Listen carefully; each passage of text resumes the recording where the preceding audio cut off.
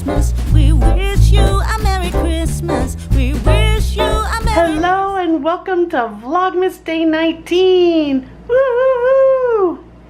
Here I am with Andy, also known as, here's a list of the names I call him.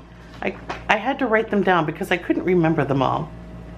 Andy, Andrew Eugene, and his ears are moving because his namesake is Andrew Eugene Pettit, an ex-pitcher of the New York Yankees. Fluffernutter, Jelly Belly, Kitty Cat, Cheeky Monkey, Buddy, not to be confused with Buddy Buddy, and Andy Patinkin instead of Mandy Patinkin. I don't know, I just started calling him. It was one of the first things I called him. Mandy Patinkin. Let's see. Is that light good? Yeah. So I felt pretty good at work. I coughed a lot, but the air in my office is kind of funky. And so on a good day, I can be like that. But I just fed him. I'll have to figure out what I'm gonna have for dinner. And I'm gonna try to get to bed early. I have a Christmas project to finish, so maybe I'll check back a little later with that if it works out well. Otherwise, it's like nothing else going on. I can't believe it's just the week is flying by. It's gonna be Christmas. I know. Are you excited Santa's coming? I'm excited Santa's coming. Uh-oh! Go get it! His dry food just dropped. It must be 7:04. I just found out from Chuy today that we will not be able to go down to Times Square. The restaurant he works at is right like one block up from where the ball drops down, but it's always rented out, the entire restaurant. It's a quite large restaurant, by one company that sponsors the Times Square stuff. Like, you know, people will be out in the crowds waving like free balloons and stuff with the name of the company on it. It varies from year to year. And he's never worked New Year's Eve because he always ends up being scheduled for New Year's Day, because they all know that he's going to show up on time and be sober and and all that. Hi, say hello to Effie. I can't reach your chin, sweetheart. I know that's the signal for a scratch under my chin. I gotta change hands here. So yeah, so they bought out the restaurant, and in the past he's like, oh, come down, but they always schedule him for New Year's Day.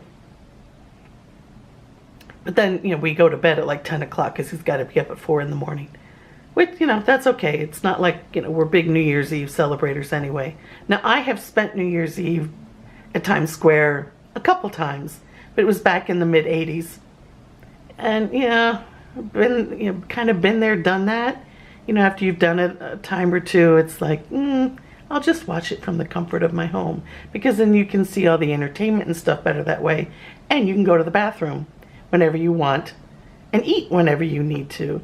Because now that after 9/11 they started putting people in those pens, people start getting in those things at noon, and if you leave, you cannot go back in. So I'm assuming people are buying like adult Depends and bringing backpacks with sandwiches and stuff. I just can't imagine standing out there like that for 12 hours. But, you know, I guess because when I did it, we just kind of strolled over there at like 11:15, and we were back. The ball drops down at like 42nd Street. And we came in like maybe 47th, you know, up a little bit north, but you know, you can still see the ball. Actually, you can see the ball a little bit better if you're standing right under it. The building, it's you need to be back a little bit, otherwise you can't see it. So yeah, it was just easy. We saw it by 5 after midnight. We were walking to the subway, you know, to go home. Plus, I remember that year it was really, really cold. And, oh, cat hair. So he's like, well, if I ever work, you know, I want you to come down. So this year he is working New Year's Eve. Now his sister and niece will be here then. But he he asked, you know, it's not like we're going to eat the party's food or anything like that. We were just going to kind of sit in one of the back rooms and wait, like go down at like 10 and wait till midnight. And they have a spot on the sidewalk in front of the restaurant, and that's just theirs, so everyone could go out. And then we were just going to leave from there and come home. I want to make sure. I'm always afraid I'm going out of focus, because with my head like this, I cannot see. That's, I know I've said it before, but if you ever missed it, that's why I tend to tilt my head back, because then with the bifocals now, it's in focus. But here, it's like, it's all, the camera's blurry. Yeah, I'm blind. I can only see about this far.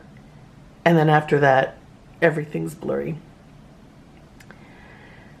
So they said no, and that's fine. You know, it wasn't like, it was a disappointment to me. You know, I feel bad a little bit for his sister and his niece. Now, depending on how cold it's going to be, I don't know what they're going to want to do. They've never experienced cold.